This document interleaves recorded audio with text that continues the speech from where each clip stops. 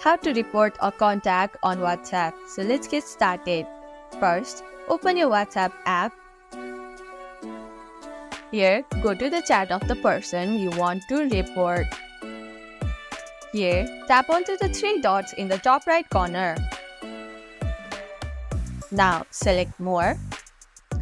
Here, you will be able to see the report option. Tap on the report. Here, you will see an option to block the contact and delete chat messages.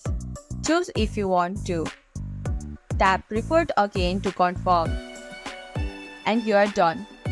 Reporting a contact helps WhatsApp detect spam, scam, or harmful behavior. The last 5 messages from the chat will be sent to the WhatsApp for review. And that's how you report a contact on WhatsApp quickly and easily. If you found this tutorial helpful, don't forget to like, subscribe, and press the bell icon for more updates. Thanks for watching.